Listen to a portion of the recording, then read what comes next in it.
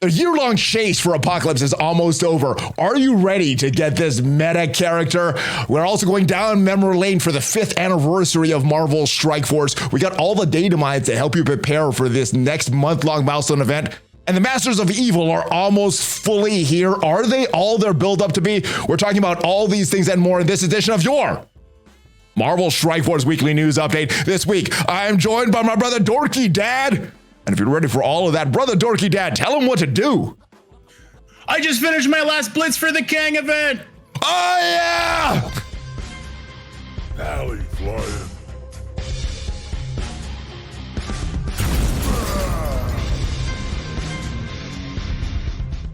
Valley Maniacs, welcome back to the ValleyFlyin channel and this edition of your Marvel Strike Force Weekly News Update, where we talk about the best, worst, and everything that went on this past week in Marvel Strike Force and to help you prepare for these upcoming weeks. Now, if this is your first time on the channel, hit that subscribe button for more great Marvel Strike Force content, at least 5 Marvel Strike Force videos per week on this channel. News videos like this to help you keep you up to date. We got tips, tricks, gameplay, question and answer, everything to help your Marvel Strike Force experience. But without further ado, DorkyDad is here. He is the expert in many, many game modes. How are you doing today, and how are you enjoying Marvel Strike Force this week?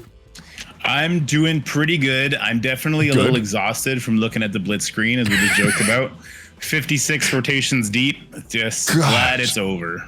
And what is that, a 200 million score? What did you put up today? I think I'm like at 100 and something. Oh my God, that is disgusting. And I hope you got a lot of Kang shots. We're going to discuss that a little bit more. But before we get to all that, before we get to even the Hoard watch and everything, I want to talk about this video. Did you see this video that RunSeven did? This is supposed to be you, by the way. Yeah. What does he have tied around his neck? Is that shoelace? Is that from like skates? Is that your? I don't know. It looks very similar to you. I like the details that he put on. This is Purple Sticky, who has been on the news before, and this is supposed to be me with all these injuries and everything like that, which gets worse and worse and worse. And this is, where did he go? This is, where's Pathfinder? Pathfinder's in here somewhere. There he is. There he is. All right, so we got all 4. Guys, if you haven't checked this out, this is such a funny video. This is so this is awesome. I don't know. What was your reaction when you saw this? I laughed hysterically, and then I was very thankful to be included in it. Clearly, he admires a lot of us to go through this much effort and give us shout outs. So I love RunSeven. I think he's the most articulate content creator we have. He's undervalued, and I hope he blows up real soon, because it's been a long time coming for him. In a good way. Yeah, because this is awesome. Not like blows up, but like, I hope he gets your following. Just for the audio listeners, I wanted to make that clear, that blowing up in a good way is what you wanted to say. All right, but check that out, guys. This is a very, very fun, creative video, very funny. Before we get to the rest of the news, I do want to go over the Hoard watch. Are you ready for what you need to start to hoard this week, DorkyDad? Oh, Jesus, let's go. Everything? All right, so Crucible is ending, so do not claim your Crucible rewards. Hopefully you're watching this before you've claimed these rewards. It'll probably be this video, as we're recording this, Crucible's not ended yet, but as this video goes up, it's probably over. So hopefully you have not claimed your Crucible rewards, because there's an event coming up that you're going to need those on March 6th. So don't claim any of your rewards. Watch everything in your inbox. Crucible rewards March 6th. Next thing, are you ready for the next thing? You got to start to hoard, because I don't know if we're playing Marvel Strike Force anymore. We're playing Marvel Hoard Force, DorkyDad. I feel like you're just going to go through a list of every single currency in the game. Be like, you got to hoard this, you got to hoard this, you got to hoard this. Pretty much. All right, your arena payouts. Don't claim any of your arena payouts. You're going to have to get some, you're going to have to earn these power cores for an event coming up on March 5th. And this looks like an event that's replacing Coordinated Assault. So you have to save your power cores, but I guess this is not an alliance-wide thing. It is replaced with another alliance-wide thing. But if this means that Coordinated Assault is gone, are you happy to hoard your arena rewards for a certain time and then not have to do that? Or is this just, I want to spend my cores now, I want to claim all this stuff now? I'm not a fan of it, for sure. It's kind of weird. So Coordinated Assault for me and my alliance, it was always a nothing event, because we did it and then we got our free stuff and that was that. But it's similar to what old Blitz releases were like for new characters. For me, because of where I'm at in the game, it was always 240 shards. So it was always a good release for me, but it was bad for the majority of the player base. So I think maybe getting rid of Coordinated Assault is better for the majority, but also it's not replaced by something much better, because now you're not getting your cores. Maybe you're going to not be able to do your 50 core energy refreshes for a couple of days while you're hoarding, that kind of stuff. So I don't know. It's kind of a mixed bag. For me, I hate it. All right, I don't like hoarding either. I want to open my stuff right away. I don't want to have to track all this stuff for events that are coming. All right, one thing that I am hoarding that we may not need to hoard anymore. We talked about Coordinated Assault potentially going away. At least that doesn't look like we're having it this month. I'm still saving my raid credits though. And I'm going to open these later. I haven't claimed all my milestones. Are you still saving those out of habit, or are you thinking that we're not going to have to save those anymore? Well, that's the event that they've sprung on us twice or maybe 3 times in the past. Some random earn raid credits milestone out of nowhere. So yeah, I'm saving them. I'm saving everything. Unless there's 1 day left on the timer, I don't touch it anymore. Yeah, and usually with these raid, the things that we have to save these raid credits for, it's usually sprung on us with no advance notice. It's not detailed in the blog post. And usually these events spring up upon us because the sales targets aren't matching and they're trying to increase the sale targets, which I guess is good, because even without getting all the big items in these milestones that they have for these raid credits, we're still getting some free stuff. So better than nothing on that side. All right. So you're done with your Blitz rotation though, DorkyDad. I am done with my Blitz rotation. Congratulations. I wish I was done with my Blitz rotations, but as you can see, I reached milestone 32. Even if I do another Blitz rotation, which I still have, and claim the rest of the web milestones, I'm not going to get the next milestone. Where did you get to on this? And more importantly, how many Kang shards did you get? Oh, the ladder's a little bit disappointing. I'm just going to check what milestone I'm at. I think I'm at the exact same one. Okay. I am at the exact same one. All right, so yeah, more points didn't get the more blitzing for these milestones, but it did probably get you more Kang shards. Where is your Kang right now? I am a few shards short of 5-star Kang after this event, and I did make that initial purchase as well. Where are you at right now with Kang? So kind of undetermined. I had him at 5 stars and then 2 out of 200 before opening any orbs. Okay. I've since about 40 orbs, and I had plus all the daily stuff, the milestone, which gave us 10, and I'm now at 100 and something. So okay, I got the bare average. I think I got like 2.5 shards per orb instead of 2.8, so a little bit lower. So you're a little have higher than average. No, 20 more orbs. Yeah. Well, I'm just saying that some people are complaining about as free to play not being able to even unlock Kang this event. You would need 100 shards to do that. You got a little bit over that, so you would, even if you didn't spend any money, you would have got the unlock. Obviously, he would at a low star level not be very strong, but you would have got the unlock. So in my mind, I think that's beating the odds, because even if you did all the rotations, you still had a chance. If you got the worst RNG with all your rotations, the worst RNG in these orbs, you still wouldn't get that unlock. So slightly beat the odds. Yeah, I mean, there's a lot that goes into that too. When I say I did 8 rotations every single day, I'm not exaggerating. I also have a 45 team roster where I averaged at least 40 wins. And that doesn't take into account the RNG on getting the frags. I think I had 3 or 4 2,000 frag drops. And then, 2 or 3,000 15 frag drops. Nice. So it's so hard to tell. The way that they put the odds here, and the fact that it was even possible to not unlock it, if 8 rotations and you may not unlock it, like it's bonkers that would even be a possibility. Like it should have been, if you did 5 rotations a day, you're guaranteed to unlock. And even people would be like, oh my God, 5 rotations a day is still a long time. I do agree with that. Minimal for the unlock. And if you want to push, you want to go crazy with these 8 rotations a day, then that should get you more shards and maybe another star level. But yeah, I think the bare minimum, all these characters should at least get the unlock, especially if you're grinding this much. It just doesn't feel good if you do all that stuff. So this was a tough event this month. Doesn't look like we're getting many tough events last month. I'm even questioning if we should be pushing for these next events or if this is just a break coming up next month. But what we do have coming up in a couple days that I am currently not ready for It is this epic campaign. As we see, we have a Apocalypse Saga. I'm covering it, but it says it starts in 8 days. Actually, let me see if we can make 8 days and 1 hour. Are you ready for Apocalypse? Yes, I'm ready for baby Apocalypse, and I am nowhere near ready for the big boy Apocalypse. Okay. Now, we are you? So you are ready for the day 1 unlock. What is your hype level for this character? Obviously, we know his kit. We've seen his kit for a while. Do you think that he's gonna be broken, like totally just beating everything? Everybody that has Apocalypse is gonna have easy mode in the game, or is it gonna be disappointing after this year-long chase? How much better than other characters is he gonna be? So it's kind of weird, right? Because I definitely not like. I'm a little excited for him, but not as much as I was when I finished Gear Tier 16, my last characters, and I knew I was going to get Dormammu in a few days after finishing the Legendary section. Like that was real excitement. Now I'm just like, okay, he's here. I'm going to get him. I've seen his kit, but it doesn't look like they might hold up. It's too good in arena defense, so it doesn't really matter. He does have some plug and play, but he does still seem to need to be on a horseman team. So in war, he probably might be with Gamma, Crucible. Maybe he's going to make Unlimited better, but he doesn't seem to be that juggernaut plug and play character like Dormammu or Doom were in their heyday. So it's kind of a mixed bag. And also because I know it's the baby version and it's going to stay the baby version for like 8 months. Yeah.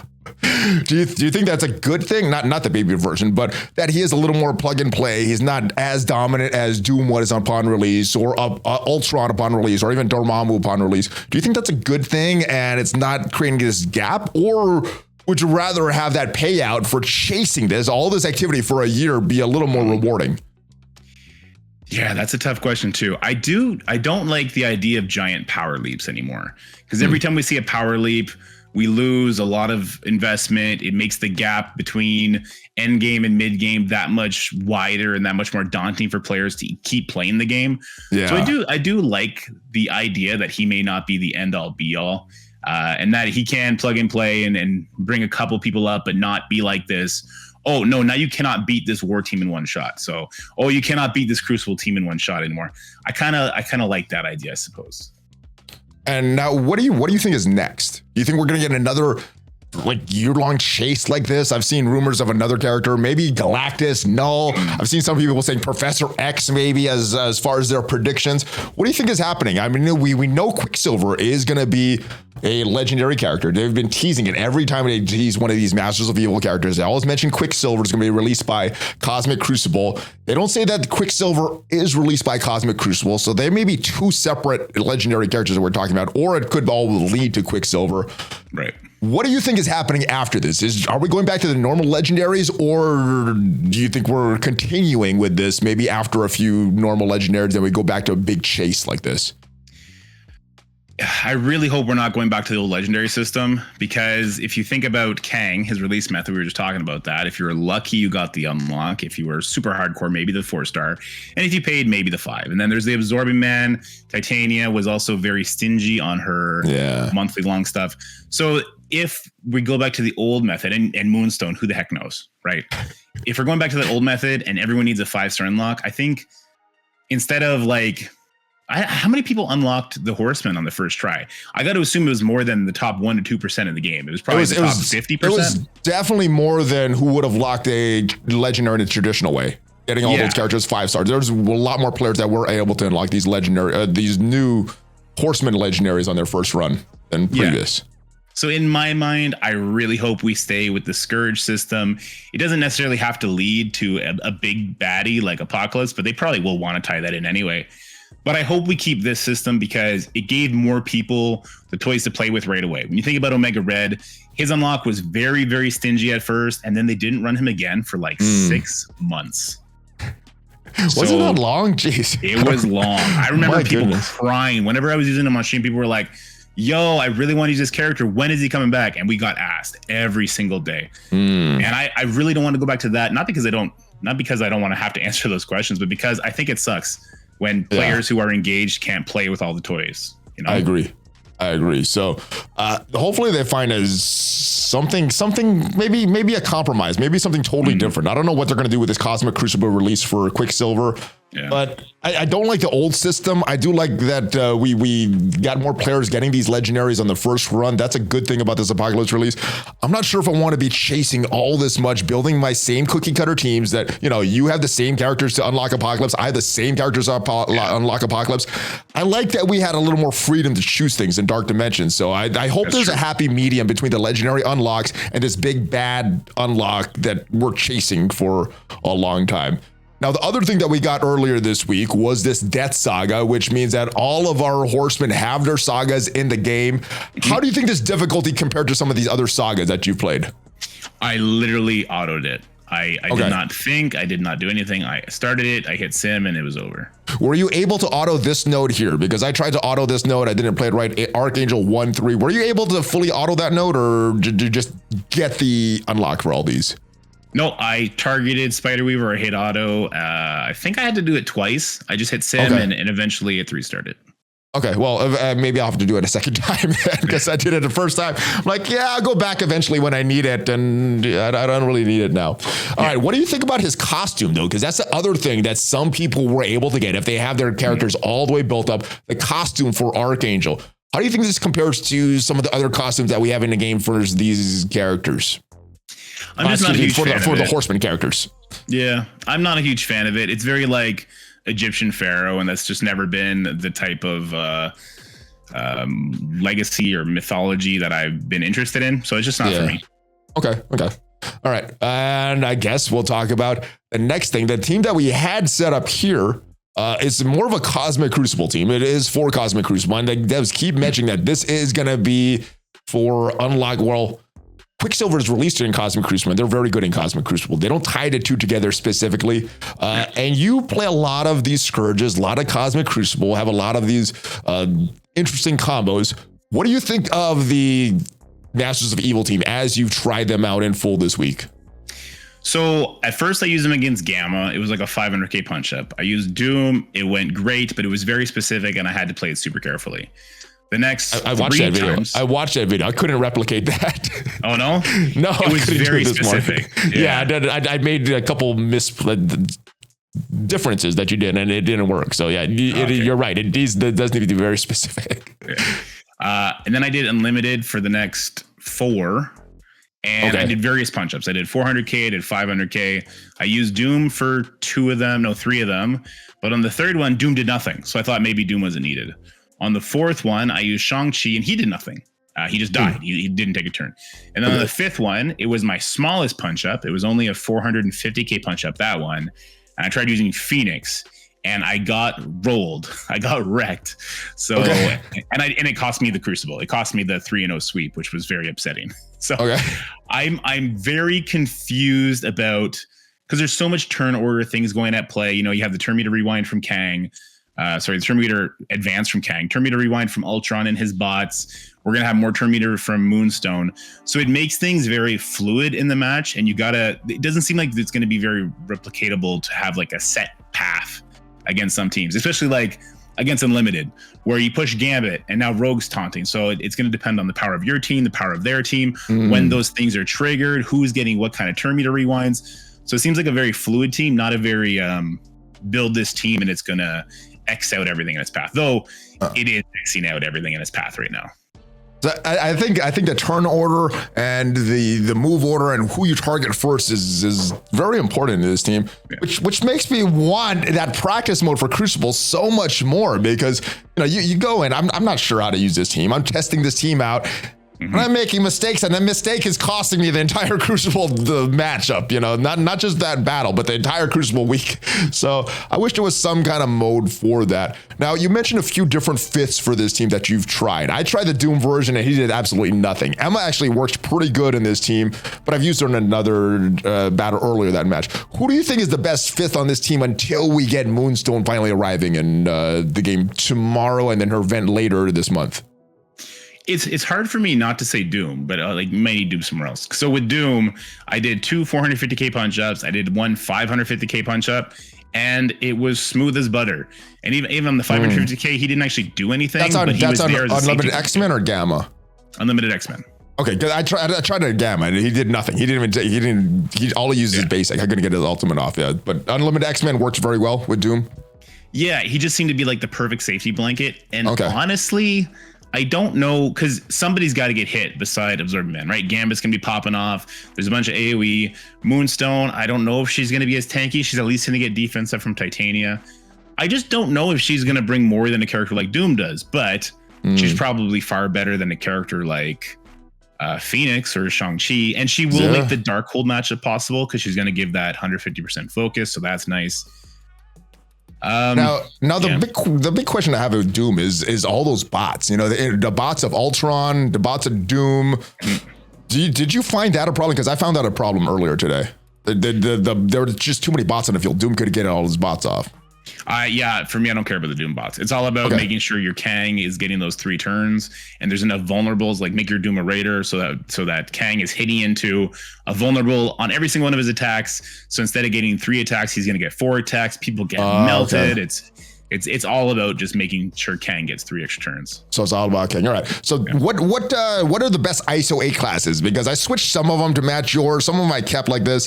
What is the best ISO 8 classes for this Masters of Evil, or does it depend on your matchup that you're facing?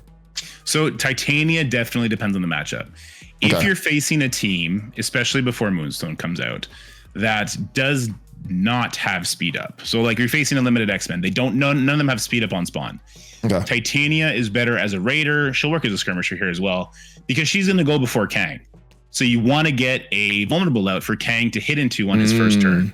So Unlimited X-Men, I think Titania, Raider, or Skirmisher. If you're going up against Wakanda or Tangled Web, because 29.9 starts with that speed up, then I think you do want Titania as a striker, especially after Moonstone comes out.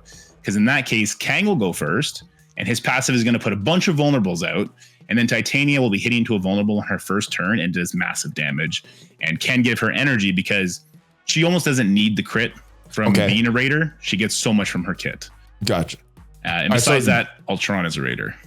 All right, Ultron Raider, switch him from Striker, and Titania is fluid. Everyone else like this. Kang Striker, Skirmisher for Absorbing Man. Whatever for Absorbing Man, Whatever for Absorbing. Okay, cool. Yeah. All right, now Moonstone, the 5th member of this team, is coming out on Friday, and we know that because it was included in this blog. How do you like that we know the date that these offers are going live in the blog? We've known that as envoys. It's for some reason they've kept that as NDA though, but now they're releasing it to public. I like this. What did you think of this inclusion of this date? I also like this. I think it's better that people know when it's coming out as opposed to not knowing when it's coming out. It also will have more people on at the store reset so that they can, the spenders, right? It'll have more people with the spenders on, and it may be the free to play too, so that they can buy the character or so they can open up those red stars. So we know the character's coming on March 3rd at the store reset. Scopely, this means you need to not screw up the red star implementation. It needs to be in the orb, okay? Let's avoid that. Let's avoid that issue. Oh my goodness. So if you are on there at server reset and you see she's not in the orb, what are you going to do this time? Are you going to hope that they're going to give proper compensation for the screwing up, or because of the message that they put out last time, you're expecting nothing and you're like, all right, I'm going to wait to make sure that everything's working correctly? Expect nothing. Okay. Yeah. Now, her event, at least according to this blog post, is the To the Moon event, and it's coming on March 20th. That's a long time between her offer and the event. Is this just the way things, do you think this is just the way things fell into schedule, or they're increasing that time to get more money from all their longtime Krakens? Or maybe not the Krakens. Kraken's going to buy that anyway. Excuse me. Or some of the players that are kind of on the fence thinking, oh, should I buy Moonstone? Should I not buy Moonstone? Do you think it's because of that, or it's just the timing is a little off? Well, I think it's because of Apocalypse. It's going to be cool for the spenders. They'll get, I think, 2 weeks of Crucible advantage from having Moonstone. But I think it's more because there are going to be a lot of free-to-play players who are hyper engaged that are going to actually unlock Apocalypse on his first go-around. And since he's coming out in 8 days, he'll be unlocked, and then 10 days later, it'll be her. So I think she was just slotted to be the last character release of the patch, and it doesn't make sense to have her free-to-play event come out before Apocalypse was set, I guess. It's kind of a weird thing, but so just the weird timing. Yeah, I think so. That is such a delay. Gotcha. All right. Are you ready for some fun, Dorky Dad? Because there was a Strike Time episode that I know you loved. Yeah, let's do it. All right. So first I want to talk about is we had Sierra on. I don't know if you remember Sierra, but she sent a tweet a while ago that was deleted. So I had to go back to a YouTube video. She sent this tweet, and this was around that game jam. I don't even remember that game jam that they went. The game wasn't working properly, and then they went for a week-long break for that game jam. Players were mad because the game was in a broken state, and she sent this tweet.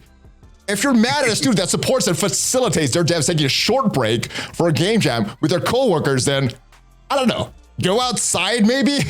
Touch grass.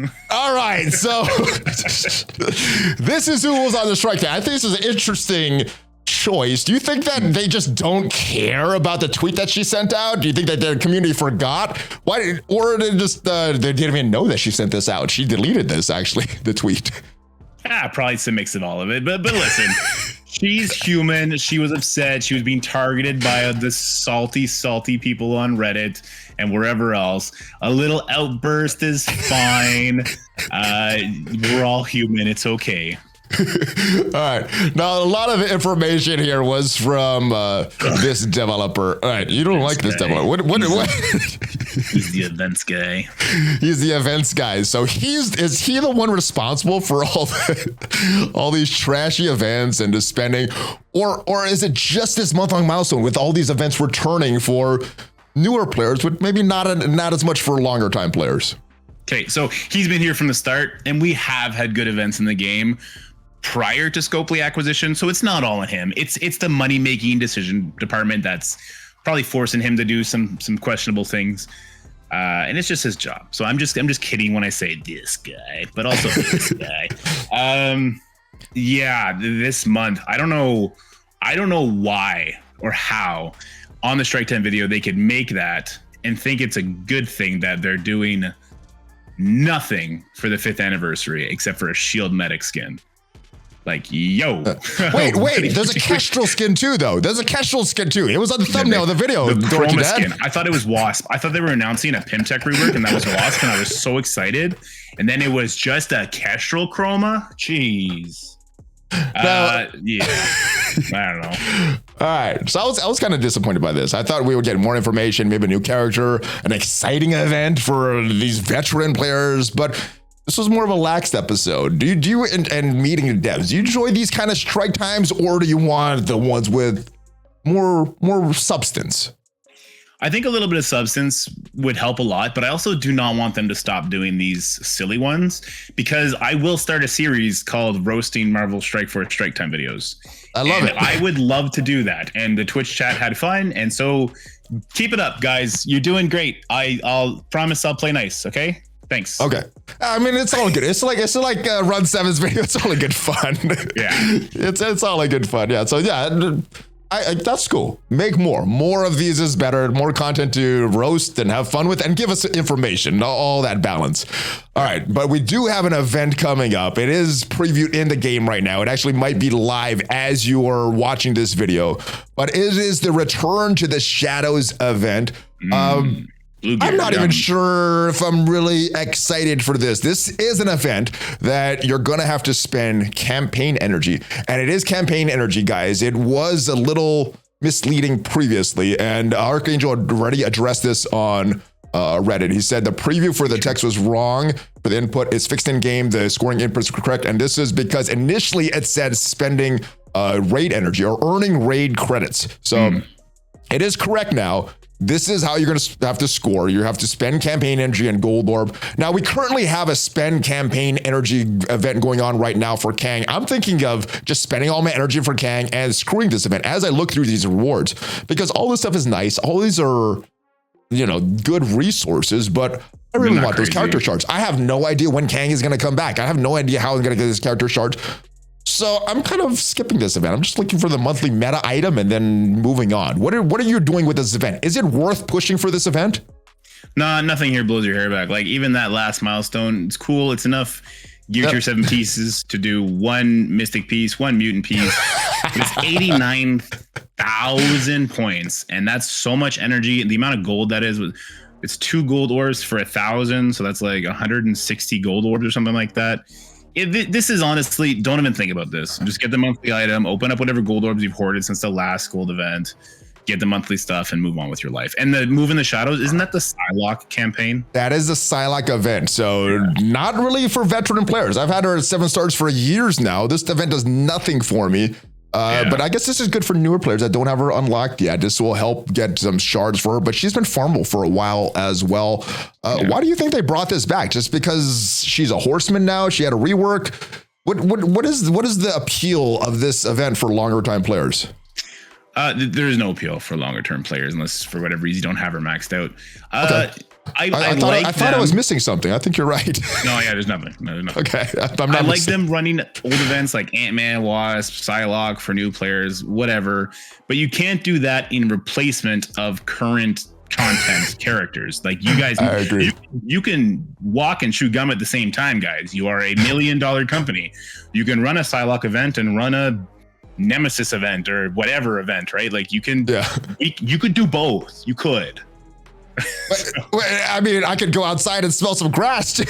Yeah, that's true. You could do that. Yeah, we will all be doing that instead of farming Psylocke shards. That's for sure. Yeah, that's what we're doing this event for this monthly milestone event. Going outside and smelling grass because I don't really want to push for all this stuff. I'm glad I don't have to blitz.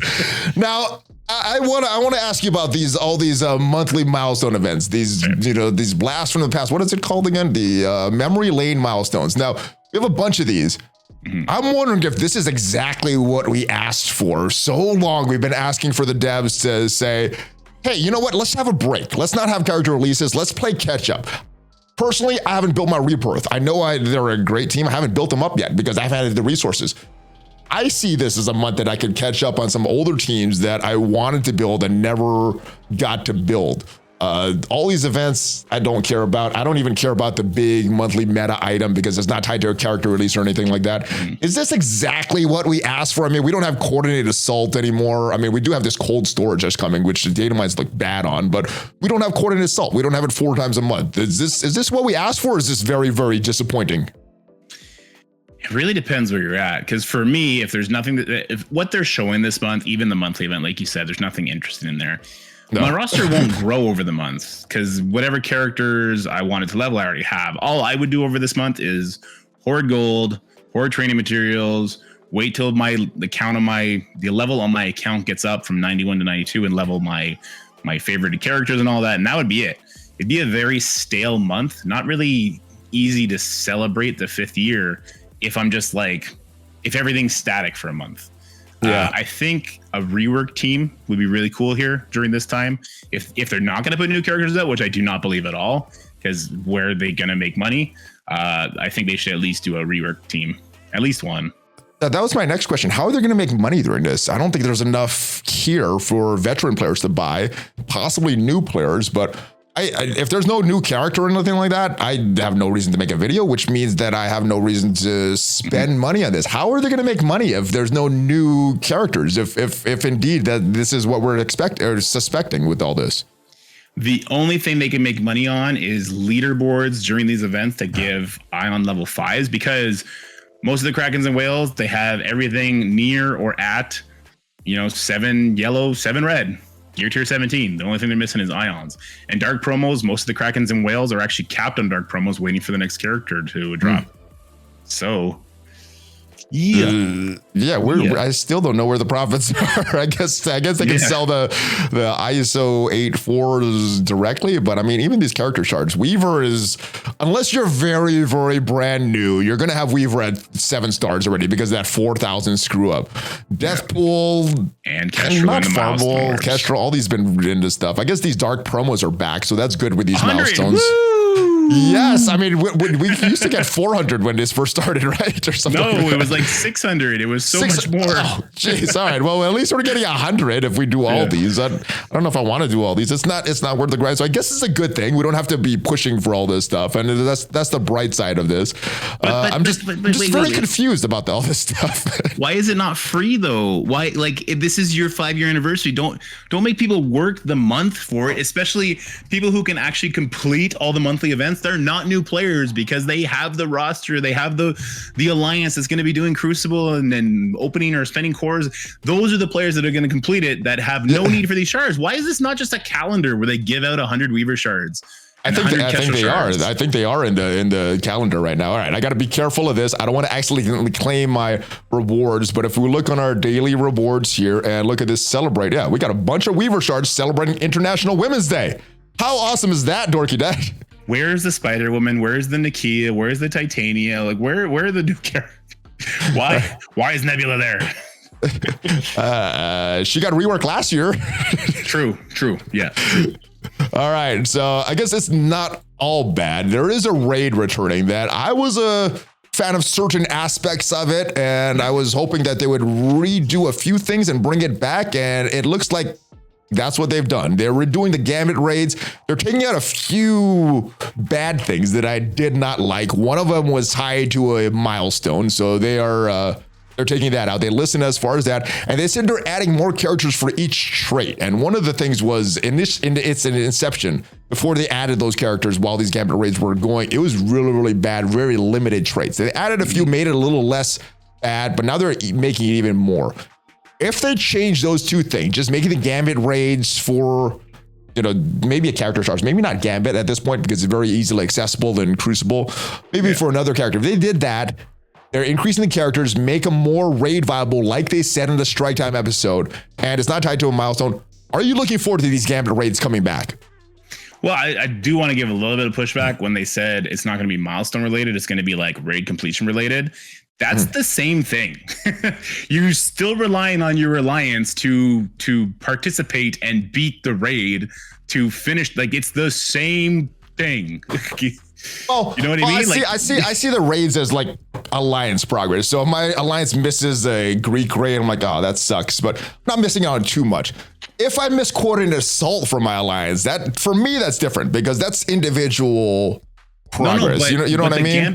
The Gambit raid, how you contributed to the milestone was by beating nodes and beating the raid.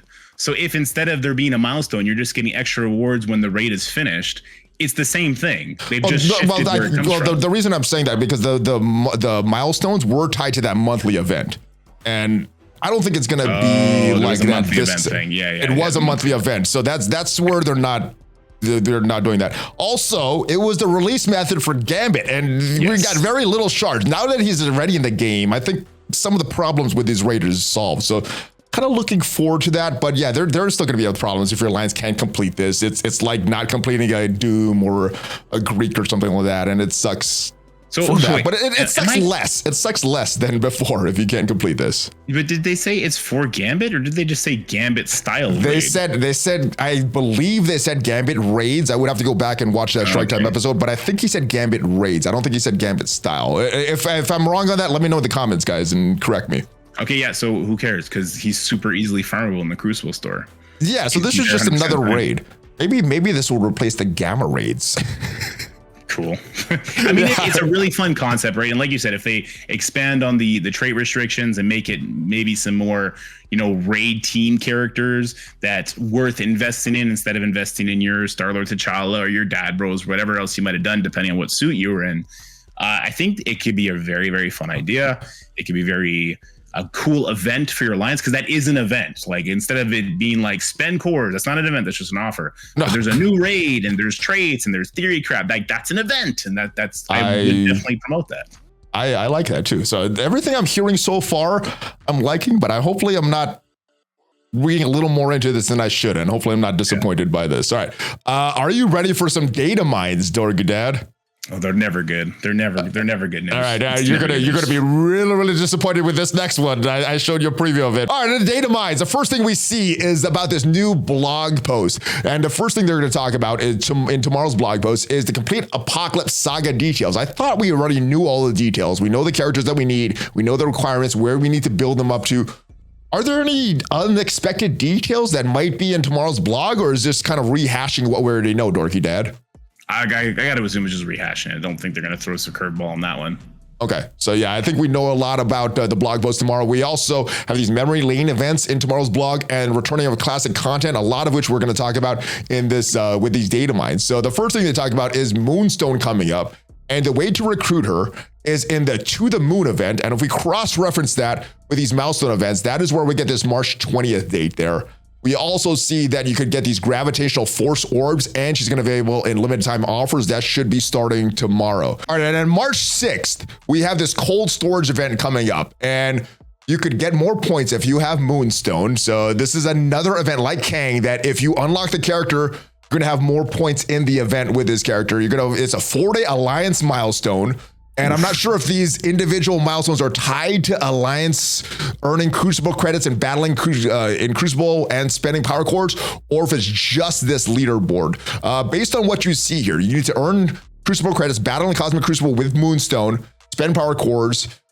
Do you think that these individual milestones are also tied to your Alliance, or if it's just this leaderboard? It says climb up a leaderboard with your Alliance. You can earn a bunch of stuff, some big ranks for the top 10 Alliances, some good stuff for the top 100 Alliances, and other participants will get some Elite 4, 5, and Silver promo credits. What do you think based on this data mine? And obviously it is a data mine, so even if this was, all of this is subject to change, but what do you think based on what you see here? Do you think all of this is tied to your Alliance or just the leaderboard? The way it reads, now that we're reading it, like, look behind the glass. This is the 5th time me and Valley are reading this. So this is take 5 because we kept getting confused by this, guys. I think it's an Alliance milestone. It says pile up towards this 4-day Alliance milestone. So I think you're doing this as an individual. It's applying it to the Alliance milestone points, which is where you're going to get your milestone rewards. And then there's also a leaderboard on the other end of it. And it's tied towards having Moonstone is going to be a portion of this is Trial of Strength. This is another Kraken appreciation event / spending power cores. Yeah, this is just Trial of Strength 2.0. Skippable. For regular people, yeah. For regular, I guess you want some of these matches with Eel shards. Maybe that's how you fill up your Kang. But here's the thing: they've learned from their mistakes. So about this cold storage event, they have this in the inbox message that we should see when it goes live.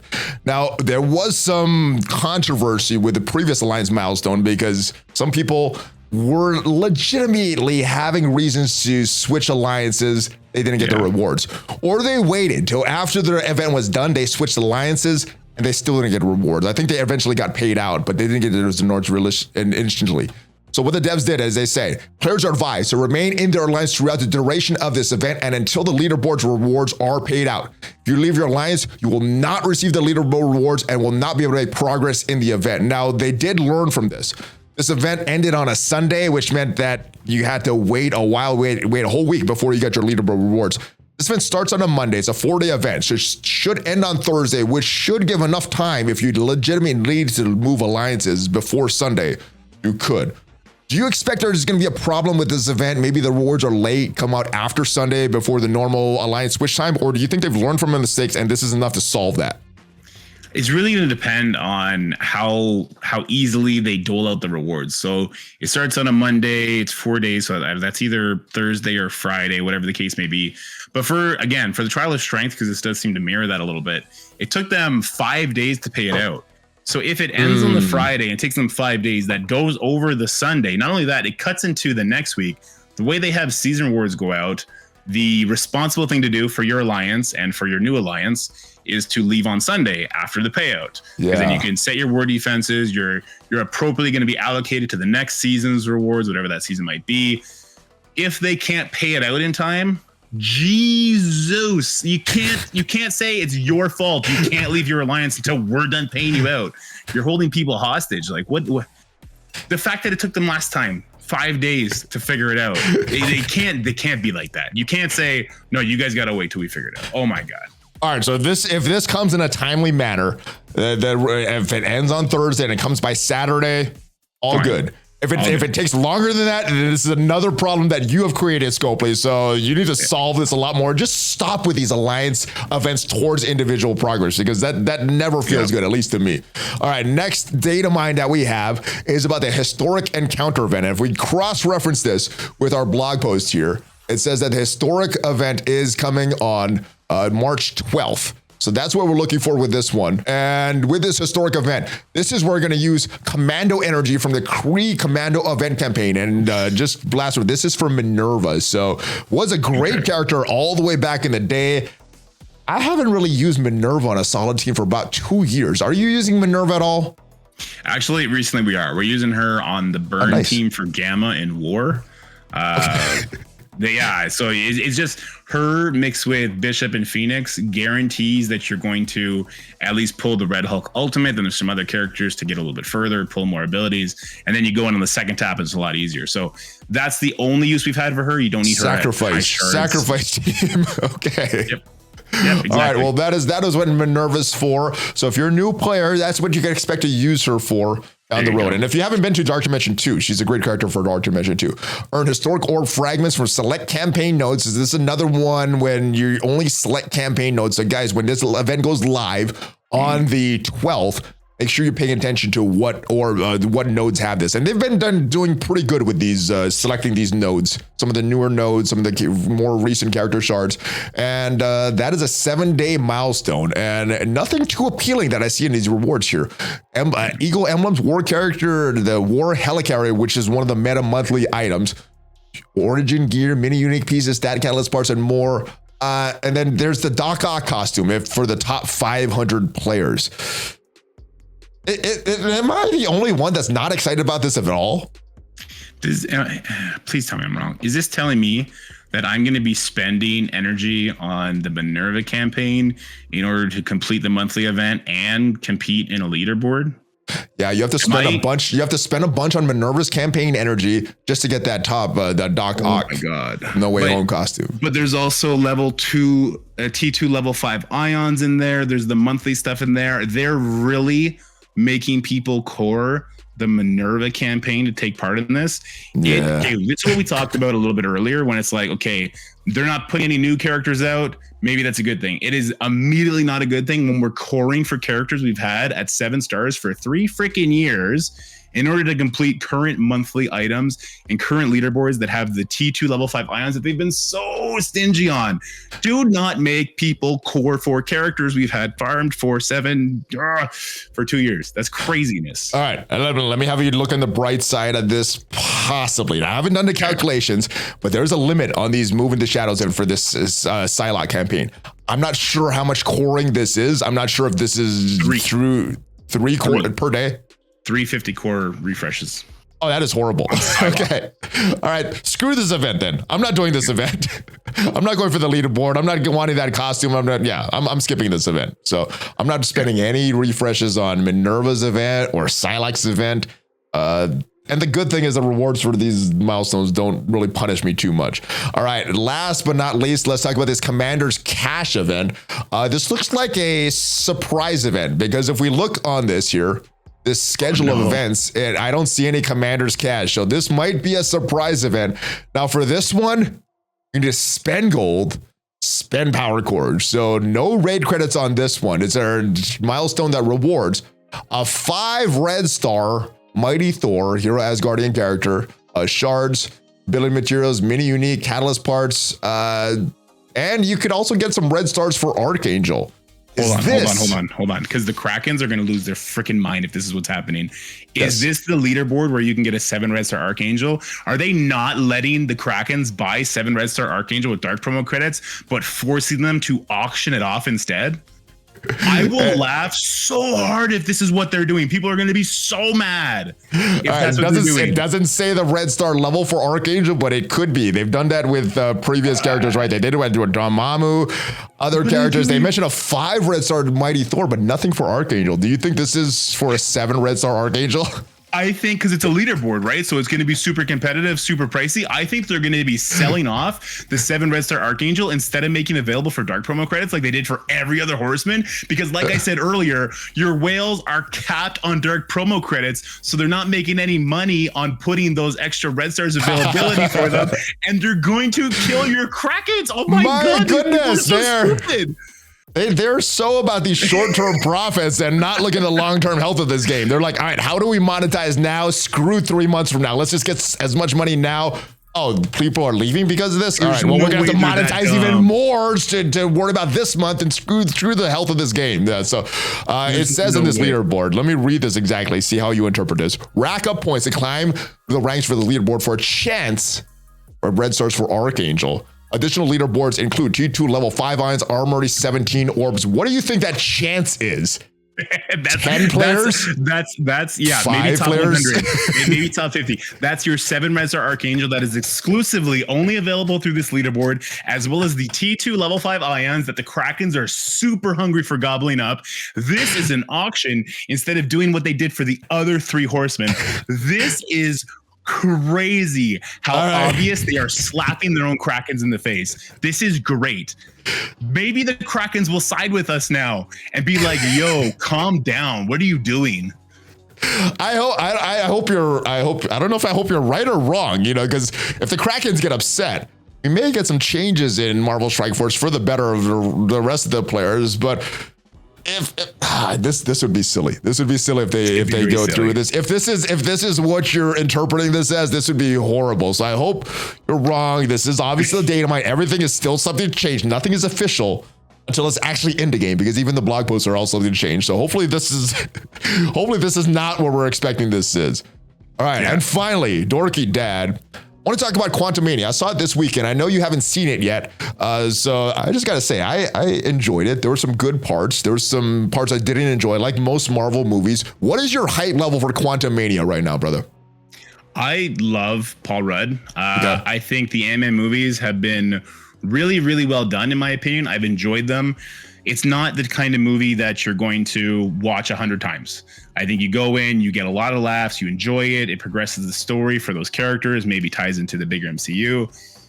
My excitement, I'm very excited for it. I would have went opening night if I didn't have 2 babies and no babysitter. And that, I'm very hyped for it. I'm very much looking forward to it. Nice. Yeah, I was super hyped at that first trailer as well. And I don't know, the reviews were kind of mixed, but I did enjoy it. So let me know how you enjoyed it in the comments if you did see it. No spoilers, though, because I know there's some people like DorkyDad that still haven't seen it. So hopefully you like it. I want to get your impression of it when you're done. But that is all I got for this news episode, my brother. Anything else that we did not discuss that you want to discuss, or if there's anything coming up on your channel that you want to promote, what is coming up? Oh man, I'm doing a lot of different things with the channel lately. I'm playing other games and posting funny videos with a bunch of memes on there, trying to include a bunch of content creators. So we have fun doing that. We got the regular Marvel Strike Force stuff, trying to do a video every single day.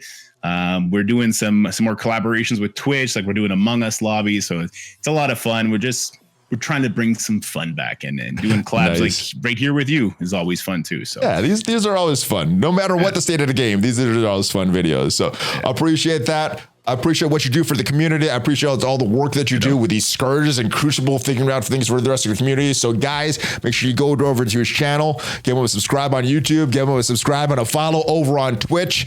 I will see you guys next time. Dorky Dad, always a pleasure, my friend. And if you haven't already checked me out on social media, check me out on social media. Subscribe if you're listening to the podcast version of this. Give it a great review on whatever platform you're listening to. And check out some of the other videos on both my channel and Dorky Dad's channel. And if you're ready for a Dorky Dad, I got a big Hulk fist bump for you. Are you ready? I'm ready for it. All right, here we go. Hulk fist bump, ValleyFlyin, Dorky Dad, out. Have a great rest of your day, guys. You disappeared there for a little bit with your fist bump. Yeah, I punched so hard. I turned myself into a ghost. I like that. That's a powerful punch, my friend.